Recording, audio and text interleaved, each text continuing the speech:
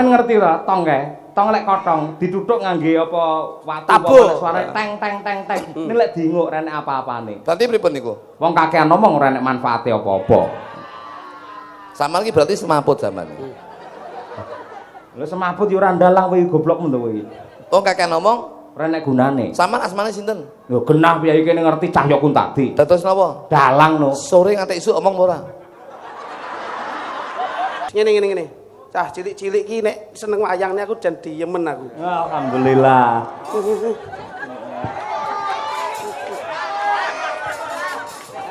Jan ngono iki kena nggih conto. Wis, matur nuwun. Seneng dono driya. Wong iki aja diitung, butuhe eneke pira lung. Makasih ya Mas Kritik ya, dengan dermawan tenan. Loh, kula ki langsung, Pak. Tak lungne, lung. Wis to. Saya akeh rezekimu. Kaya ngono kuwi kaya adikmu lho, Dok. Yo, Pak. Rasa sele enteno sik nyres. Seneng dono driya. Tak sedekahne rene lho. Sedekahane matamu. Lah nyapa to? Lah iki dompetku. Dasare kene iki nggen sepur ya, Mak. Nggen sepur ngaturake panas-panas mlaku kipas untuk memberi support kepada duo Jo supaya naik di pementasan. Monggo, Madangkara. Dados.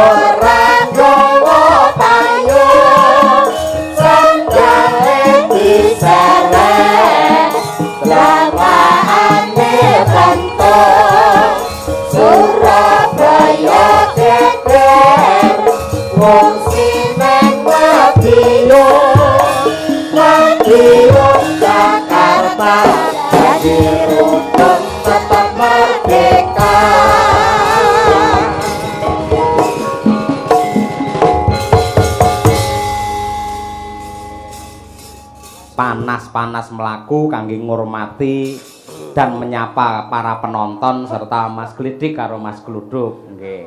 Sugeng dalu, Mas. Sugeng dalu, Mak Cangik Yulimbo. Nggih, rawuh jam pinten niki, Pak? Sawetawis saking Blitar tabuh sedasa ndugi ngriki. Alhamdulillah. Nggih. Kalih panitia lak sampun pitakok kantuk pakurmatan to jenengan. Nggih. Riyen-riyen kedap-kedap kula atasane. Sing ngriki radi lenggah rumiyin kedap. Nah, gen mengke kersanipun sekeca sedaya sami menikmati. Karena niki tontonan untuk masyarakat Madiun. Iki sedekah utawa sedakoe ya kuwi Hotel Merkur. Sukses Jaya Group. Siap. Alhamdulillah, Gus. Nggih. Dawuh saking panjenengan Nggih. Sowan wonten Kyai Madiun kota sedayanipun. Nggih. Sedaya pinanggih bagas kewarasan mboten wonten rubeda niring sambikala. Nggih. Cekak aos ridha lan hidayahipun tumurun saking warga agung Madiun sedayanipun. Amin. Nggih. Pripun jenengan palu nggih pikantuk pakurmatan sempat istirahat wonten kamar hotel to Pak? Lah kula malah saking penake nggon ku moh dandan ngeten iki kok. Lah terus?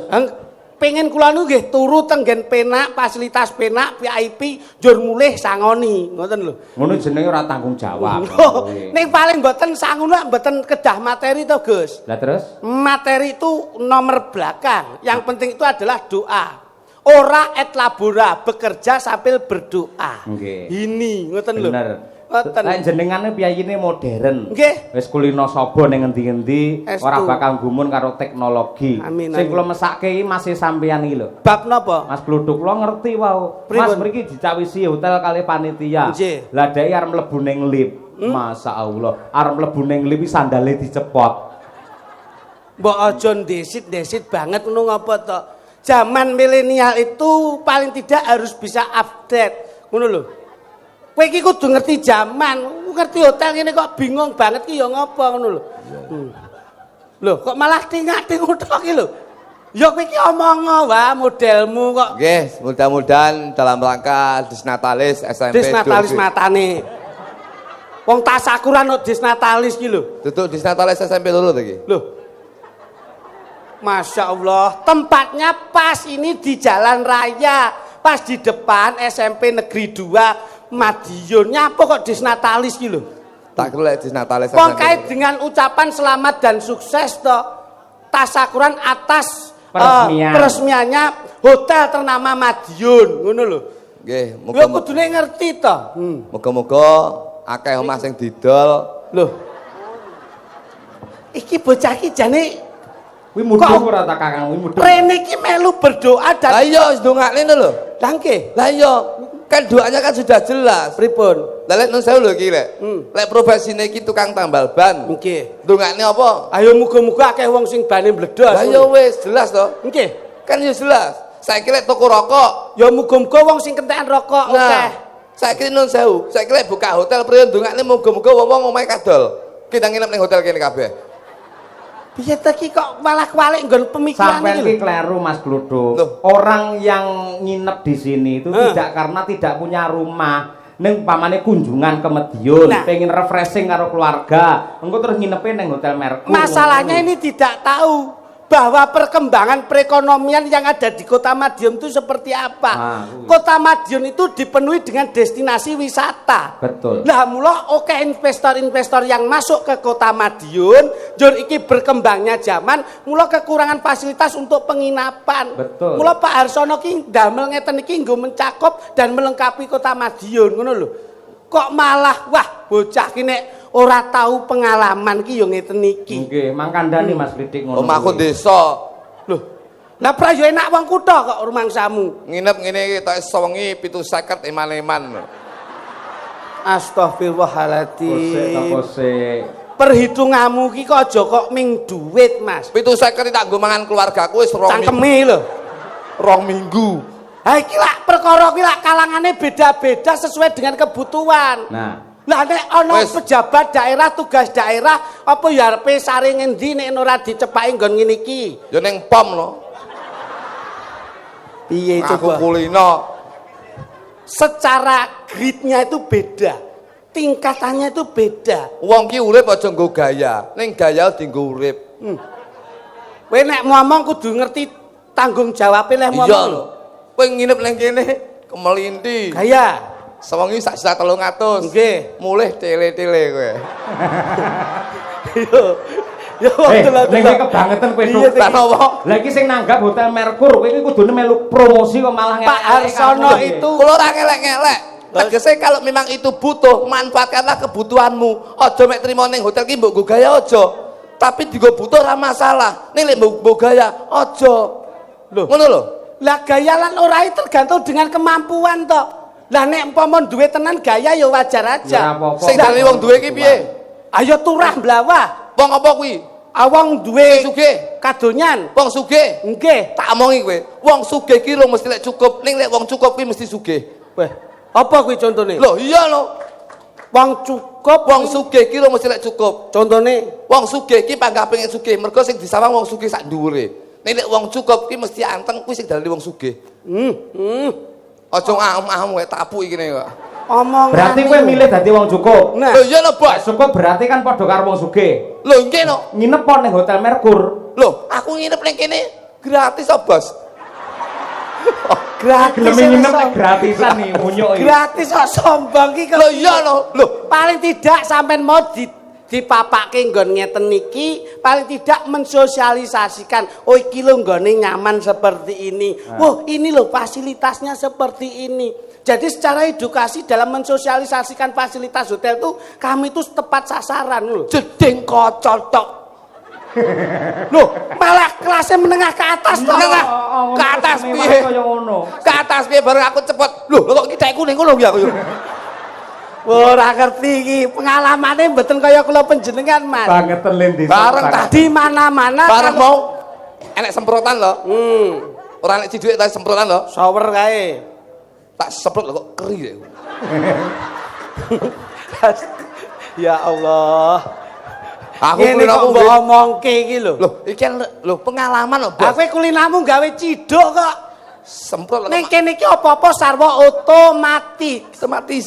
Arepe siram ya otomatis. Iya. Arepe BAB juga otomatis. Arepe ngecem banyu wae ya otomatis. Nah, kuwi rungokno. Loh, ini fasilitas yang sudah menengah ke atas. Biarpun bangunannya megah dan mewah, tapi harga fasilitas itu terjangkau murah. Lah, Ini loh. ngono kuwi. Kowe marai Kaya ruru wae lagi pembukaan lho. Iki wis dibuka.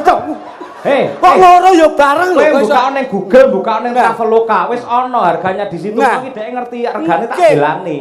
Lah kowe ngopo mau arep mlebu kamar, mongko wis tak omongi. Tuk, kamarmu nomor 612. Kok randang mlebu nyapa? Ora nek kuncine kok. Goblok.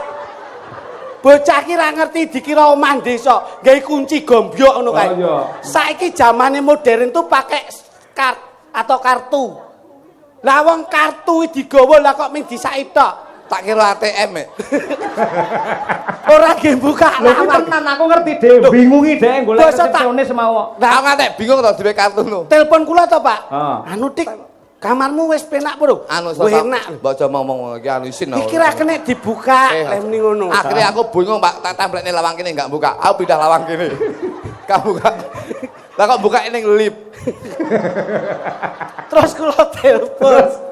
Mas, mbok yo sing rada cerdas saite. Sing modern. Kuwi ditempelke ning pintu, kok nek begitu nyala hijau berarti itu Mati pas. ngono, nek suarane. Iso mbok buka. Oh iya nek ngono. Begitu pintu terbuka, kartu disai. Lampune ra murup. Sono. Bingung neh iki. Weh, iki lampune cetekane ning ndi? Pokoke anu, pokoke mugi-mugi kemawon. Ose iki dibahas iki. Kowe iki pelawak laris kondang tekan ndi-ndi gur perkara hotel ora ngerti kok. Wis to, tak omongi. Pon mugi-mugi kemawon. Mugi piye? Aja terus isin aku. Kowe iki karo adekmu dijak mulya.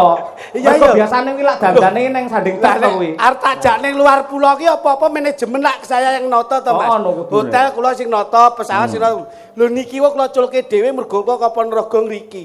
Lah kok telepon ngurupke lampu golek cetekan. Lah yo tak omongi, cetekane ning ndi? Kowe mudhun lip. Ha ning ngesorke nek kotak gedhi kae. Kuwi cetekno kok lak mati kabeh. Akhirnya aku senani security. Kertu sing kok saiki mau ning kono mburi lawang iki lak enek tempate. Nah, Kok niki. cemplung ning rono mak blek, biar murup otomatis. Bar niku goleki iki dilebokne sapa? Kartune niki lho. Lebok ning endi kok sapa? Lah, dilebokne ngendi? Temboke graya ana. Lah Angger lampune peteng kok, bareng tak graya iki lha kok apa tibake raine bojoku. Bojoku tibake merongos kowe. Masyaallah. Cobi penjian galih to. Lah iya. Akhirnya terus diincepke nggih Wes. mulup niku wau. Nggih, ampun alhamdulillah Pak, sakit kula. Lah, Karena niki pengalaman ini, jadi saya berdoa karena pengalaman saya bisa menginap di Hotel Bintang 5 ini. Nah, ngono. Mudah-mudahan Merkur akan menjadi tujuan utama penginapan destinasi wisata yang ada di Kota Madiun. Tepuk tangan untuk Merkur. Weh. Pak. Iya, mula terima kasih Pak Harsono Pak Arsono, sekeluarga. Mbah Nur nggih Pak, ngapunten kula wong desa Pak Arsono. Dadi ngapunten saestu kula. Kok ngapunten tuh langsung satu tujuan yang pasti, beliaunya itu yang mana secara bahasa itu detail ngono lho. Pak Arsono. Ngapunten nggih Pak Arsono. Makasih Pak. Ben bapak itu renan penggalih, njur lila legawa. Lah iya Pak Arsono. Nggih, Kang pundi? Pak Arsono ngapunten nggih Pak Arsono. Saya hanya bisa berdoa Pak Rada Arsono. maju to, bapak ki ya ben lega ngono lho. Pak Arsono. Lah nggih, yang mana coba? Ayo. Lagi iki wong ditangkap Arsono. karo sing nangkap ra roh Loh, iki. yang tatak toh. Iki ya tatak gendeng ya jadi iki ya. Lah nggih, terima kasih Pak Harsono. Terima kasih Pak Arsono, mohon maaf ini hanya sekedar guyonan saja, mudah-mudahan. Nyawangmu ki sing fokus ngono lho ngendi? Wis pokoke tak golek sing mantuk sing ndi lho. Ora fokus kok kepiye seniman kok ngene iki. Pak Arsono. Pak Harsono itu lenggah sama Bapak Kapolres. Iya, iya, Sama Pak Agus. Makasih Pak Agus. Pak Agus tuh Bapak Kapolres kita. Nah, Saya yakin bahwasanya institusi Polri ini yang selalu saya cintai. Amin. Dan saya selalu menghormati Pak dari jajaran Polri ya. Dan saya selalu mencintai dari bapak-bapak polisi. harus mencintai Oh, iya. dan harus menghormati. Karena bapak polisi itu mengayomi dan melindungi masyarakat. Over masyarakat. Dan kita sebagai masyarakat kita harus mencintai dan menghargai dan menghormati bapak polisi. yang harus ditanamkan Iya. itu. Aku ki saking menghormati bapak polisi Pak. Nun sewu. Enek polisi tidur. Ki aku iki mlakuhi kalem-kalem ben ratangi aku. Ya Iki ya baleno sik baleno. Kamu cinta Saya keluarga tuh- besar Loh, iya. Polri. Iya. Dengan cinta kehormatanmu, Dengan menjaga Bapak Polri. etika dan Loh, iya. attitude-mu, Cinta saya terhadap bapak polisi. Iki enek polisi tidur. saking lehmu ngajeni. Aku iki mlakuhi kalem-kalem ben ratangi. 2020 kok sik enek bocah pekok to. Ayo. Wi masmu isik koplo tenan. Polisi tidur itulah hanya untuk mengamankan jalan toh. Ngelokne aku piye? Koplo. Nah, ngene ta. Ngapa meneh ki? Lah genak polisi tidur lah kok semen. Lah iki to. Lah iya. Lek Unduk-undukan supaya wong lek liwati sing hati-hati. Lek jenengan ngelokne kula koplo nun sewu. Jenengan iki termasuk warga masyarakat Indonesia yang tidak menaati peraturan lalu lintas. Kok iso? Lho nggih no. Jenengan aja ngelokne kula. Jenengan harus sadar diri Mas Cahyo. Loh, saiki apa ya umum? Arep liwat nang nggih polisi tidur kok nuwun sewu. Tapi jenengan ya harus tahu bahwasanya jenengan sebagai warga Indonesia juga harus menaati peraturan lalu lintas yang ada di Indonesia. Loh iya Loh, bener pancen. tapi sampean kan sampean langgar semuanya. Kok iso? Lho iya no. Sampean ora kek tandha apa kek?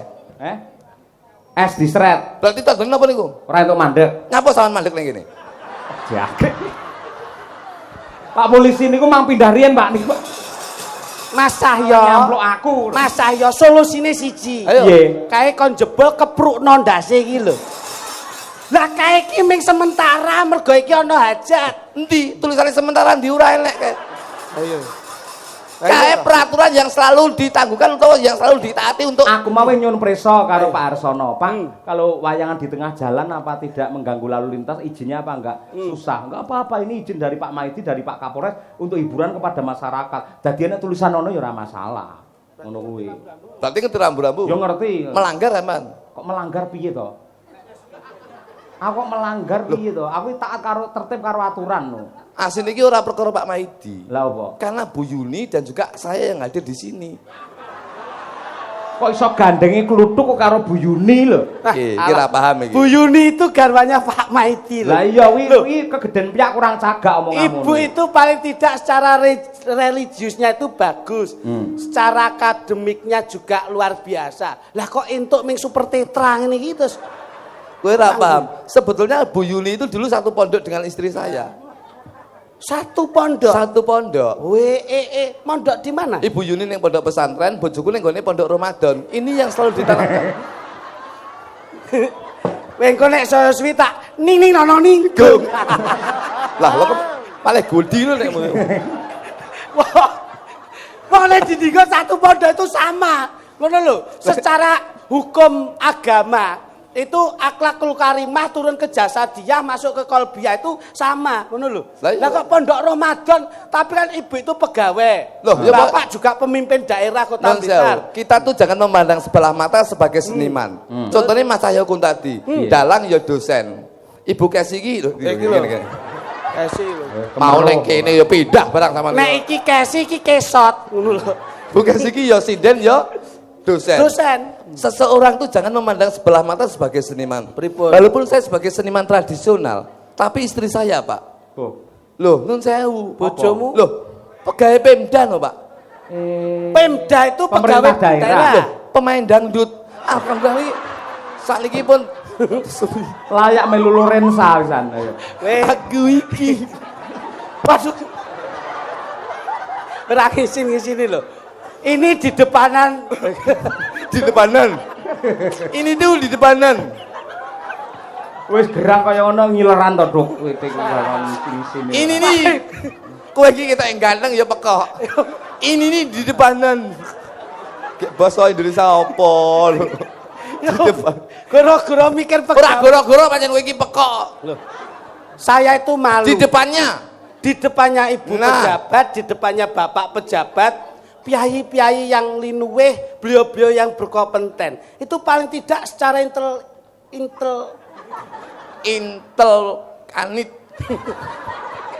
ilmu intelijensinya itu tinggi, ngono lho. Kowe iki mare ora apal, Mas Cahyo itu piai ini Anda pasor dan tidak sombong. Sing ngomong sapa? Duh, malah gini lah dalang makanya diprioritaskan di Kota Madiun. Malah Mas Cahyo iki dalang kemel. Dalang lek ora kebak tata krama, biasanya malah ora diundang karo sapa-sapa. Aku ngerti etika kok. Sapa? Menghargai kepada Jenengan iki malah dalang sing sombong jenengan iki. Kok iso? Lho iya no, kula ditangkap madhep rono, sinden ditangkap madhep rono, sampean iki ditangkap malah madhep debok. Aku madhep rono lho. Oh, saiki wis pindah.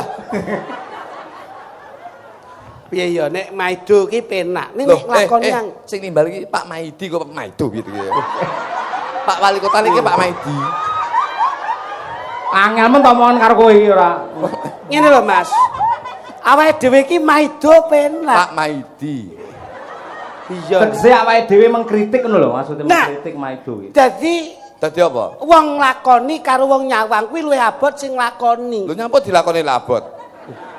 Lho wong ki gampang lho. Urip ki aja lek abot ya aja dilakoni. Ya ning wong kuwi sawang sinawang. Lah lek ra gelem nyawang ya aja disawang. Rampung to. Mergo urip ki gampang. Wong seneng ki urung mesti lek tenang, wong tenang ki mesti seneng. Iya, ning wong urip ki lek angon rasa to. Lho sing dingon iku dene wedhus karo sapi rasa dingon. Wah, sampean yo masalah. Sama ki piye to Mas saya? Sing dingon ki umume lho. Berarti ra tau bahasa iki. Angon sapi, angon wedhus, rasa kok dingon ki terus piye? Maksudnya dijak gotong royong ngono lho. Sing dijak gotong royong ki masyarakat. Nggih mboten Mas saya? Iya. Lah nggih. Kok rasa dijak gotong royong niku pripun maksudnya jenengan? Maksudnya kamu tahu di mana bumi dipijak, di situ langit kita junjung. Di mana bumi kita pijak, di situ langit dijunjung. Apa kuat kowe? Wong junjung sembarang ki lho kowe iki embeyenmu metu. Kok junjung langit? Ning nuwun sewu iki menepis terus to. Omongane sapa-sapa kok paido. Tegese sampean kakean ngomong. Saya nang kene bareng tak amati padha karo tong kosong berbunyi nyaring sampeyan. Maksudnya pripun niku? Pribahasa itu. Sampeyan ngerti to tong kae? Tong lek kotong dituthuk ngangge apa watu apa suarane teng teng teng teng. Ini lek diinguk renek apa-apane. Berarti pripun niku? Wong kakean ngomong ora enek manfaate apa-apa. Sampeyan iki berarti semaput sampean. Lha semaput yo ora ndalang kowe goblok men to kowe. Wong kakean ngomong ora enek gunane. Sampeyan asmane sinten? Yo genah piye kene ngerti Cahyokun tadi. Dados napa? Dalang no. Sore nganti isuk omong ora? Tik aja meneng ae, aku wah ngono. Aku tak manut sing nanggap. Wis alung meneng bayaran aman. Sinten sing kakean ngomong ora nek gunane? Nyatane iki jenengan kakean ngomong ya gunane ya larang. Sampeyan ya dadi dalang kondang dincangnya ya angel. Posik to, nuwun sewu. Sing jenenge dalang ora mung omong. Sabetan barang tegese tangane ya dikrembyahke, sikile ya diobah. Maksudnya pripun? Wonge gelem krembyah bakal entuk opah. Tangane pripun? Ya digarke nyekel wayang begar ngene iki akhire entuk dhuwit aku. Lek begar? Entuk dhuwit. Lek gegem? Ora entuk dhuwit. Sampean ro petinju ora? Kowe iki yo dagelan kok meneng ae piye to, Dik? Iki bengi golek slamet dhewe-dhewe ya. Wis aku ora melu-melu kuwi urusanmu. Golek slamet dhewe-dhewe. Nggih napa to? Anu lagu-lagu yo. Jo. Sebab hari ini kan lele dadi los. Ngono. Dadi urung mesti, Mas. Bojomu melu ki ya. Melo. Anakmu yo melu. Melok, Mas. Alhamdulillah bojoku ya jan jos, Mas. Jas piye? Wah, apik. Masak ning hotel lantai 6 mau. Nggih, apik kula. Sing gegem tangan kuwi mau lali lho. Engko timbang diurus engko. Ayo. Malah kok elene to, Dik? Lah kowe kok malah meneng Tak sak ngomone bojone malah ngomone tangan neh ora. Lah bojone ben durusi dhewe bojone kene ning kene kok iso ngono lho. Kita itu berbineka tunggal ika. Nah, betul, Mas. Berbeda-beda tetap satu jua. Betul. Beda bendera, beda agama, tetap tanamkan persatuan dan kesatuan. Mboten kok wonten ing jajaran institusi kepemerintahan kemawon mboten. Nanging di keluarga besar dalam budaya ini harus ditanamkan seperti itu. Sampean pelawak panjenengan ngasto dalang itu butuh chemistry, butuh ikatan hati yang selalu melengkapi. Lah nek ngeten iki lak kula njur kepenak lan mboten kepenak lak dipun pirsani piyai-piyai budaya ngeten iki. Leres. Jadi paling tidak sampean tuh bisa ke sini ikut di pagelariannya Mas Cahyo Kuntono ini. Mas Cahyo Maidi. Lambene do teng kecotot ra genah. Dan satu kebanggaan bahwasanya dalam rangka peresmian Hotel Mercury ini tidak hanya menggelar budaya tapi pada malam hari ini banyak door prize yang akan diberikan terhadap penonton yang hadir pada malam. Aku lagi ngerti lho iki. Nah, ini salah satunya bentuk ini hadiah utama nggih menika setelika Mas Pion menika. Oh, ndase wong lho iki, Pak. Iki iki sirahe wong kok setelika Mas Pion. Tak kira setelika ngene iki mau. Nggih nyertelika cengelmu kuwi. Dase wong astagfirullah. Dase wong di Pak ngapunten nggih Pak. Wiado kok Ponorogo tekan kene padane setelika. Iki. Lah wong tak kira kok ngisor ngene lho kok nek ngene aku ya. Iki iso urip iso nyawang kok iso. Kowe padha ngenyek Gusti Allah lho kowe. Oh ya nyapo. Lah iki ciptaane Gusti Allah. Iki umate Gusti kok. Lah ya ciptaane Gusti sing kaya setelika ngono lho nanti. Ngawur ae. Ngapura ya, Lek, ngapura. Weh. Ayo kono. Ya iki lho, sing duwe orkes Lorenza ya iki.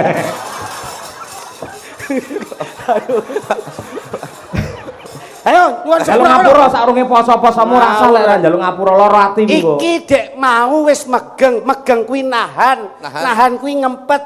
Kowe ora entuk kok terus njur maido ngundamana fisik seseorang itu sudah ginaris dari masing-masing umat Gusti. Nah, banyol ya banyol aja menyakiti seseorang. Njaluk ngapura. Lek sepura ya, Lek. Mangsamu. Maaf ya. Guyon. Ngono kuwi paling ora ki sepuh karo panjenengan iki sepuh. Sangone tuk mesake. Ado kok Ponorogo lho kuwi. Penggemare Mas Cahyo ki ya setia. Utang 50. Lah. Dadak utang. Orang gowo apa. Jiwa loyalitasmu itu dicontoh seperti Pak Harsono. Pak Harsono mboten, Pak. Itu loyalitas yang tinggi, sedekahlilah yang luar biasa. Ngeten iki yang dihitung rupa arta pun pinten atus yuta cobi. Tapi tidak melihat bahwa itu sebuah mengurangi rezeki beliaunya mboten, tapi justru beliaunya semakin kuat dan kokoh mergo sregep sedekah. Mula kowe sedekah kuwi ora ndadak perlu wedi. Ayo ndang dilungke. Propirane pira? Ora lokak saya kebak Mas Glodok. Rezekine Pak Harsono tumiba wonten panjenengan. Lajeng tumiba wonten Mas Glodok. Nah, sampean kok nek rene barokah mengalir ngono lho. Ya mesti kongkonan iki. Ora kok kongkonan yo. Wis ora tau ngetokne maklar tok iki. Iya ting. Inisiatif. Saya omongane tenanan lho iki ketok. Inisiatifmu ki ya kepiye ngono lho. Saken Pak Peda Montor kuwi kok Ponorogo. Ayo. Anu susuk 80 susuk. Dagelan kondang kere. Astagfirullahaladzim. Susuk ya penting kok. Pokoke sing penting ikhlas iki nyawa lho. Ikhlas, sing penting ikhlas nyawane. Len susuk 80 ya Len. Ya. Iki lho. Oh alah, dilokne kok setrika 100.000 ren. Kowe kudune ngelokne dheke ngene, kudune unggahne kaji dheke kowe. Kowe iki Mas Cahyo. Nggih. Oh alah. Sampeyan ki sewengi kuwi mbok nggih urip sak wulan turah. Mung trima kedudut dhuwitmu 100 lehmu ndremimil. Sing nggih urip ki ngwehi remote. Oh, sing nggih urip ki nggih remote tipine sepiro lho iki. Piye ya nek ku Mas kuwi bahasa sing penak ngono lho. Gusti Allah ki menehi sinyal. Lah, oh, lek ngono akeh konco. Memberi kode ngono lho. Memberi kode. Bakal nomere sapa? Alam bodhok. Kowe iki nun sewu, Pak. Kula ki nek kali Mas kula jan anu. Kaya-kaya ki trimo ora penak. Sing ngene. Cah cilik-cilik ki nek seneng wayangne aku jan diyemen aku. Alhamdulillah.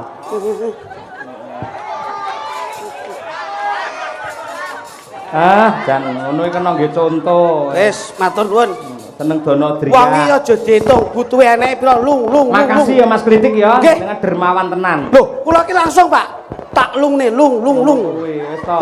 Saya akeh rezekimu. Kaya ngono kuwi kaya adikmu lho, Dok. Ya, Pak. Rasa sele entan sik nyres. Seneng dono driya. Tak sedekahne rene lho. Sedekahne matamu. Lah nyapa to? Lah iki dompetku. Teko. Nek ngene lak ya mlaku to. Wong kok iso. Lah ngopo? Teko kowe. Aja nangis lho, berarti ra ikhlas sampean. Dompetku kok iki. Lho nek lak wong ki nek unen-unen to. Unen apa? Wong kuwi mbuang siji mesti entuke 10. Bener, Wong berkali yen lipat. mbuang 100 entuke 1000. Ngono lho. Iki kurang mesti ya. Ora mesti piye? Coba. Susuk 80 lho, Ren. Mbok jaluk nek. Pengedan sing ikhlas ngono kuwi. Lah iya lho, ngono. Sik tak selani sik. Nggih. Ken genange sik. Duit kowe Nggih. Wis to rasa mbok sawang. Dagelan Sik, Mas. larise kaya ngono. Ngene, Mas. Lah.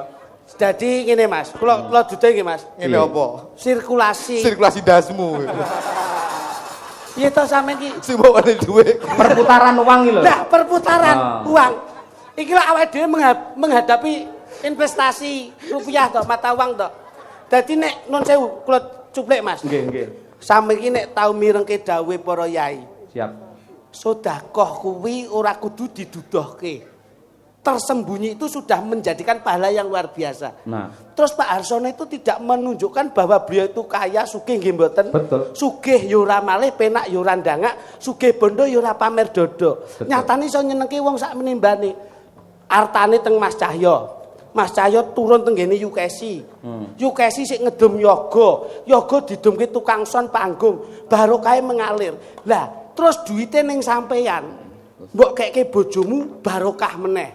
Terus saiki ning panggung mbok dumke meneh barokah meneh. Dadi sama membantu barokahnya Pak Harsono, keluargane sampean ya karo keluargane bocah-bocah. Lah terus keluargamu piye? Yo keluargamu yo. Keluargamu utuh lho iku. Loh, Iki apa bepok? minurut remote Gusti Allah ki Repot gong repot dasmu kuwi. Arepe pos. Tuk nun sewu Tuk, lek sampean kaya ngono kuwi tegese sampean getun. Mboten, Pak. Ora ikhlas. Lek ora ikhlas sampean rentuk apa-apa lho. Ikhlas, Pak, ikhlas. nah, catak no. Saya ikhlas. Nah, Pak Harsono Oh. Saya ikhlas, Mas Ayo. Iya. ikhlas dodone ning ngarep. Wong Pak Harsono. Kira-kira wis adem duwe pira Dik mau Dik? Nggih wonten gangsal atus, Mas. Bang 100 lho. 500 e lho. Oh, wis entek iki. Mangsane. Yo Gus. Dan saking Mbahno Kulit. Nggih. Petung Rejo Nguntara Nadi. Nggih. Ngersakaken lagu Pepeling Lestari Sambung Wanci Dalu. Salam selamat sukses untuk peresmian Hotel Merkur Madiun. Lan ugi dumateng para penonton sehat selalu. Amin. Ugi saking keluarga besar PG Rejo Agung Baru Madiun ingkang langganan wayangan. Matur nuwun dipun wakili kalian Pak Samsul PG Rejo Agung. Matur nuwun dawuhipun. Ugi menika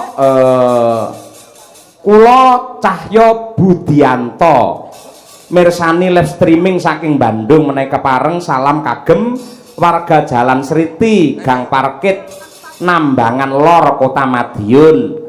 Matur sembah nuwun. Ugi kula ningali Mas Kluthuk yang sangat dermawan luar biasa. Semoga selalu mendapatkan rahmat dari Allah Subhanahu wa taala. Alhamdulillah, matur nuwun. Dompetmu ndi le? Go bayar etol entek gua. Genduk Umi Hafifah coba kaya apa? Cublak suweng. Ngatek, Nduk, sayu. Yuk.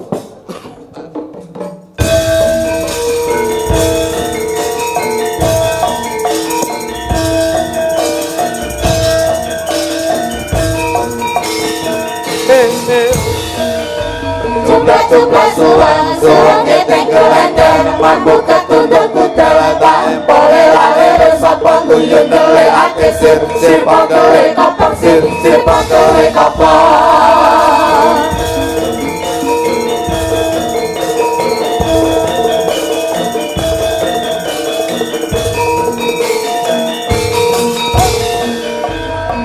Cublak suwang geteng kelender mampu ketunduk kudala bae pole lare sapa guyon dele ate sir pangkele kopong sir pangkele kopong sir pangkele kopong.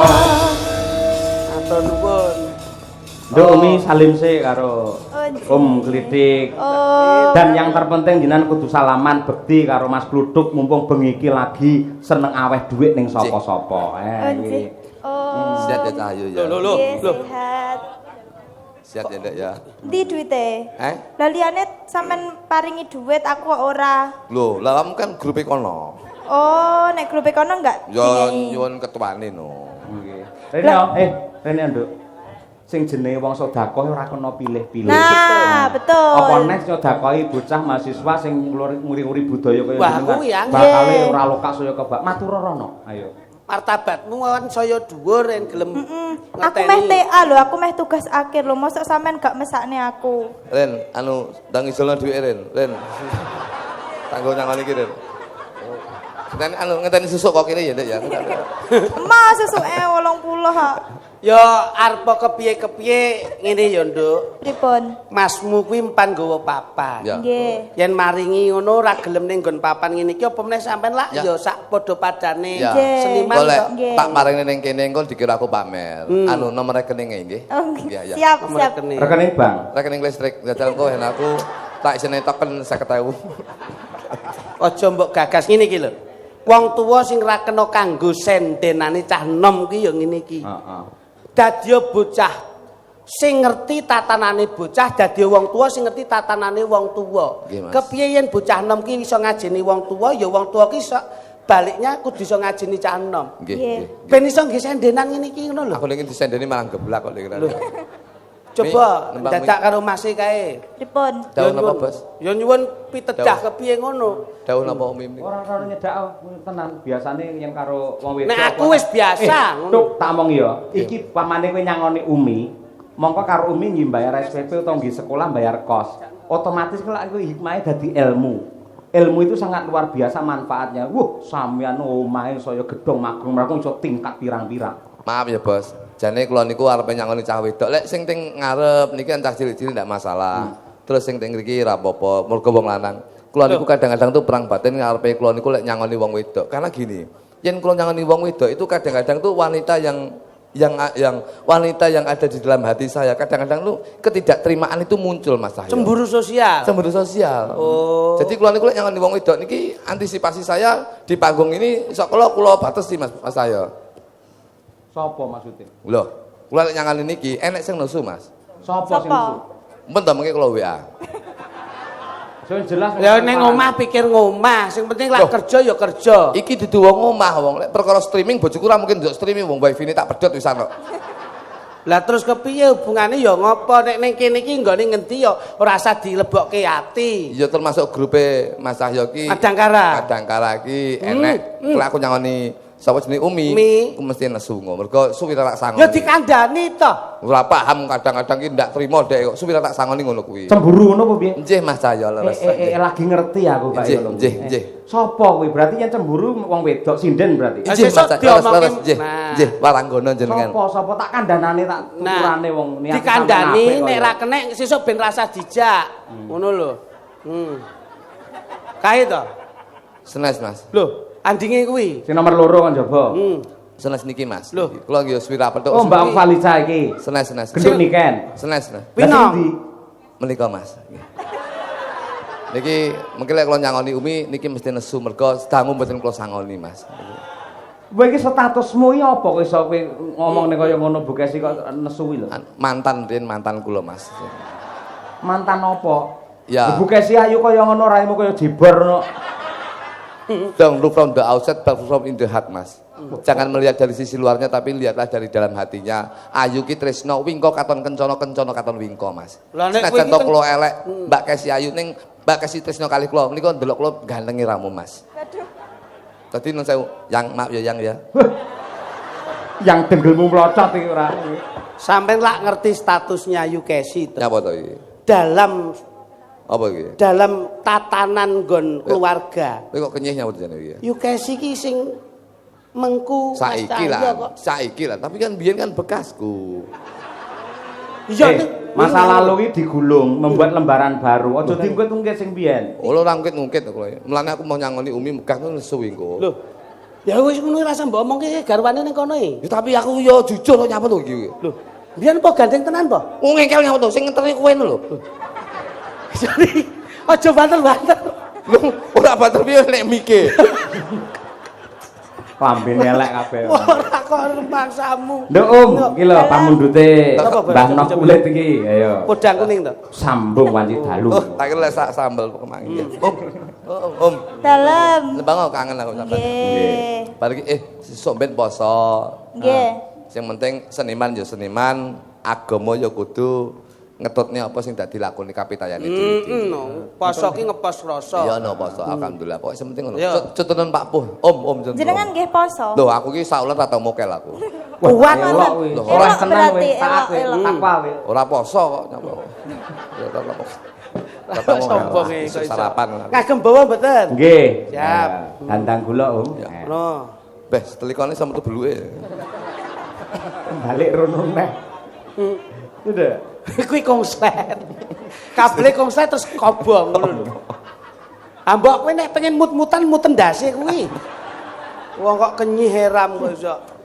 Yo, Umi.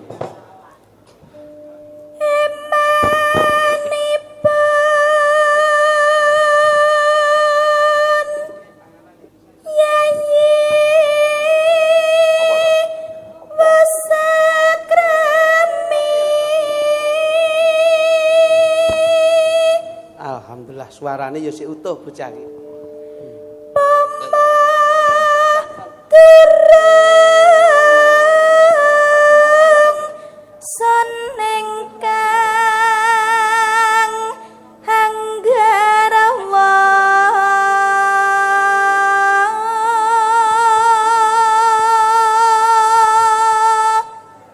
Alon wae, Nduk.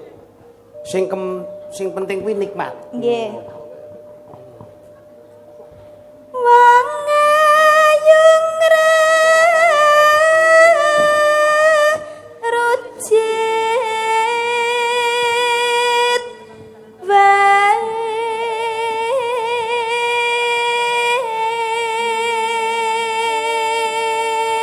Ngeten niki nggih termasuk ibadah Mas Cahyo. Lah kok saged? Nggih no, ngetokke swara sing mirengke kepenak njur gawe senengi atine wong akeh. Niki nggih ibadah. Ngoten lho. Kula sampean barang ngene iki ya dipikir. Keterak 500 kok tenger-tenger lho kowe. Ora semangat. Ya bar iki poso. Waduh kowe iki jan. Wong kuwi jodoh rejeki pati derajat pangkat sumende marang Gusti. Ora usah dadak mbok was sumelangke. Lah wis kowe iki mek nuturi ra ceblok blas. Oh tak ijoli mari ngene ngono lho. Engko potongen lehmu kilong pira? Anggarane awake dhewe potong nggih ijoli sampean. Potong di wong 11 kendengenane entek. Tak entekne kok. Wis tegese panitiane tertib kuwi. Nggih. Lho. Prandene maksa sekar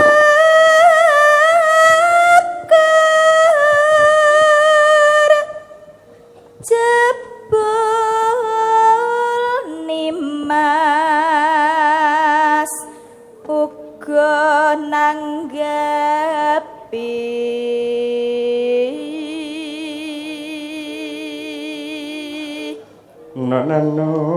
ayo to sambung rasa nanging wanci dalu.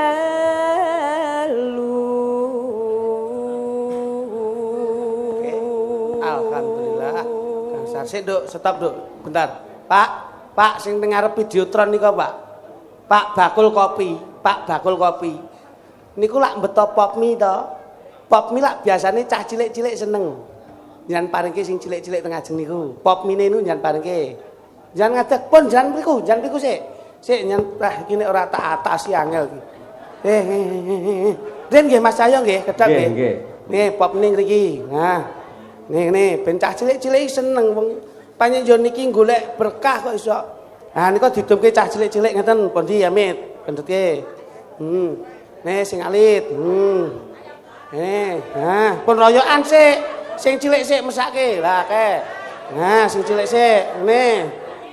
Nah, kae cilik. Nih. Kae kono sik. Kene. Sing arep pamit. Nih. Pokoke Pak Harsono barokah iki bengi ngene lho. Nih Pak, nih. Nah. Ngeten sik. Nah. Mas Kluthuk bayari sik kae. Wis. Ngono lak penak to kok iso. Dompetmu le. Kene lho. Sasi ruwahe penuh barokah, Bro. Kene. Kateng dikateng. Dompete dikateng ini teng. Dompetmu teng. Dompete Kluthuk. Oh. Kene.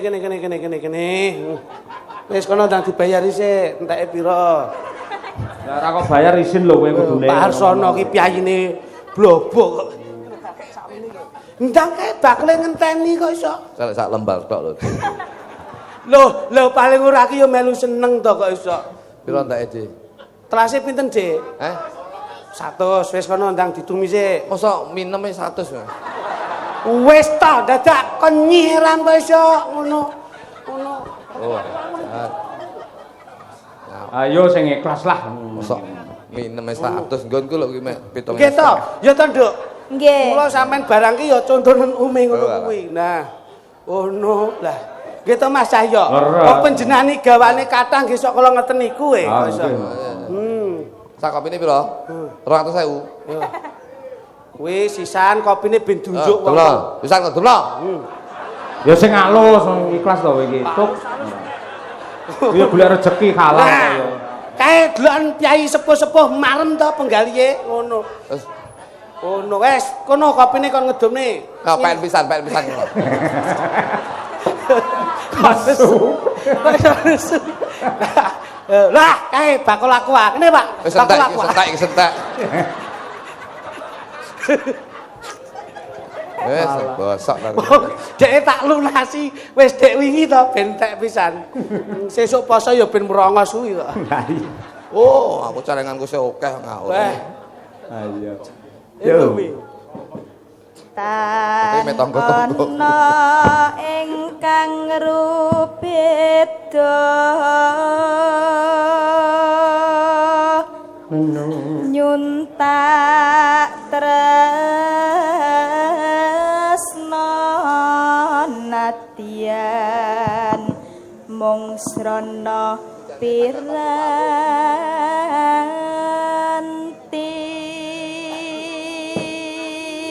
Tembang menika ugi kula aturaken dumateng pepundhen kula Bapak Hari Wuryanto sekalian Ibu saha Pak Dr. Purnomo ingkang sampun dipun lantik mongko dados Bupati Wakil Bupati Kabupaten Madiun. Insyaallah awake dhewe sowan besok tanggal 19 April Mas Buju. Alhamdulillah. Nggih. Ten Pak Haji Heriwur nggih. Nggih. Wis, pokoke bengi niki totok adil latihan. Iya. diundur neh. Ugi kula aturaken dumateng Pak Darno Wono Asri ingkang sampun kepareng nimbali kula rumiyin matur nuwun rawuhipun. Ya Nduk, masuk Nduk. Umi Habibah. Gambarmu uga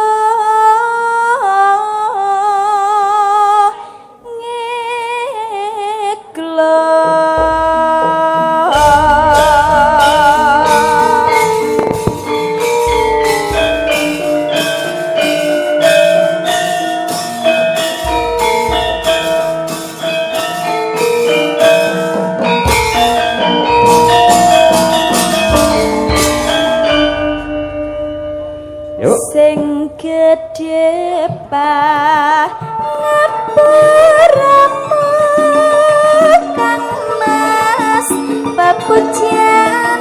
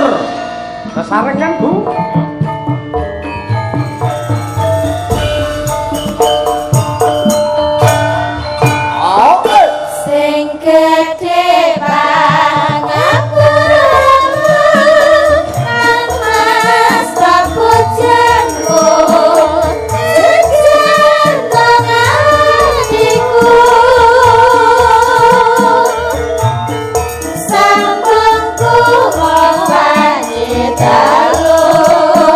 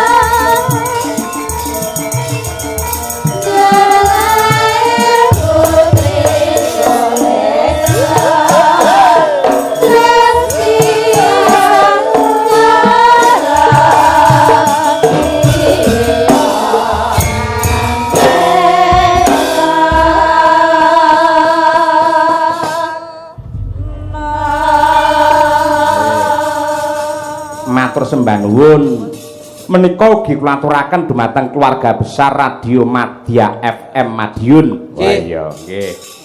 Sembah nuwun sedaya kemawon. Karyane Mbah Sukron niki wau sambung wanci dalu. Oh, Haji Sukron Suwanda nggih. Nggih. Lak Kang Rama nggih. Oh, nggih ngoten mriku. Jan niki malah keleresan kok, Mas. Nggih. Delalah kala wingi kula kalih Mbah Sukron dipun jak nuwun sewu simbah kula Mbah Kemi. Menika nggih dalang sampun murut ing kasedan. Kula ruwahan niku lajeng ndongaaken leluhur ingkang wonten makam mriku. Berarti itu ada tongkat estafet dari keluarga panjenengan. Nggih no. Aku kok wedi to kuwi. Kok kono meneh to kuwi. Ngoten niku. Tapi anu lho Mas. Pripun? Saya itu ikut bangga. Keluarga panjenengan itu lah keluarga seniman nggih. Nggih. Kang Rama, Mbah Haji Sukron Suwanda nggih ngoten. Nggih. Wonten nasabipun turun ke panjenengan. Nggih. Lajeng neruske wonten ing tatanan pedalangan. Leres. Terus wonten Mas Anom Dwija Kangko nggih ngoten. Nggih. Sami Mas. Mula tatan niku kedah dipun ngoten. Nggih to. Anak itu harus kita tularkan apa yang menjadi tingkah laku kita yang positif. Nggih. Nggih to. Kula bapak dalang, panjenengan nggih dalang. Kula niku bapak nggih pelawak. Nggih. Siswa budaya. Nggih. Njur lajeng nurun teng kula kalih Mas. Nggih. Lah niki kula nggih nularke teng anak kula. Niki juara stand up komedi tingkat Kabupaten Ponorogo juara 1. Alhamdulillah. Niki nggih pelawak nggih. Bangga no. Lho, seneng no bapake dagelan, anake dagelan dengan generasi penerus. Rama dalang, putra nggih dalang. Leres. Bapake dagelan. Anake niku ngeten. Putrane Mas Kluduk. Pripun ta panjenengan? Pelawak hebat nggih. Pelawak napa? Seniman hebat. Boten. Lah apa? Ya wis mek nganggur ning omah. Ya sekolah kok. Ya dididik ben apik ngono lho. Jadi anak saya itu sekolah. MTS, MI Pak, MI Pak. Nggih. MI ya. Madrasah. Alhamdulillah. Ya ngaji. Sedang ngaji. Alhamdulillah ngajine menika pun full Pak. Sedina ping 4. Niku alhamdulillah sakniki pun katam ya. Iqra loro menika. Lah Iqra loro kok sombong iki lho. Ya kuwi nek tatan nggon nek sekolahe ning madrasahe paling ora ya akidah akhlake ya kenek, nggon tajwide ya kenek ngono lho. Paling ora ki marai ku anu Mas. Ora dicerdasne kaya Kang Rama panjenengan kalian bapak kula mboten ngoten. Dicerdaskan yang lebih bisa mengangkat harkat martabat orang tua ngono lho. Mula ana tembung taruna ngkulana bapa. Anak kudu pinter. Kuwi lho. Mikul dhuwur mendem jero asmane wong tuwa sak karone iki penting. Ngono. Iki kata-kata sing salah. Peh. Kok salah piye meneh coba. Dadi iki wis pas ngono. Dadi bapak Ade dagelan. Nggih. Saiki Ade dadi dagelan. Nggih. Dadi ngene lho, iki bektine wong tua karo anak ngene iki. Walaupun raga ayah sudah pergi tapi ilmunya tetap abadi. Lah kuwi ngono. Iki kata-kata bijak. Dadi aja nyeprekne wong tua. Kadang-kadang wong tua ki ora ninggali apa-apa ning ilmu itu yang selalu bermanfaat bagi kita. Biyen bapak Ade ora ninggali bondo donya. Ning ninggali ilmu sing nyatane saiki dadi bondo donya sing iso nyukupi keluarga. Lah ning lak kowe ya budaya to? Iya no. Anakmu pembudaya. Lho gak no. Lah anake Mas Cahya budaya. Tangi turu cekeli wayang sabetane apik. Lho. Anak kula nu nggih ngoten. Arepe budal sekolah nggih tetep Assalamualaikum. Anakku ki tangi turu tak cekeli kuncite. Lho. Kuncite ki kon buka bengkel ngono apa? Nyolong sepeda motor. Wah, lah ngeten iki lak kekudangane bleset to Mas. Itu tekte iki teka-teki kehidupan. Oh, nggih. Dalam arti wong urip ki sok kala ki Gusti Allah ki maringi apa sing dadi jatahe menungso, ning menungso ki ora sadar ki besok bakal dadi apa. Lho niku lho teka-teki kehidupan ki penting. Dadi kaya ngono kuwi. Tak kira ya TTS kuwi ya.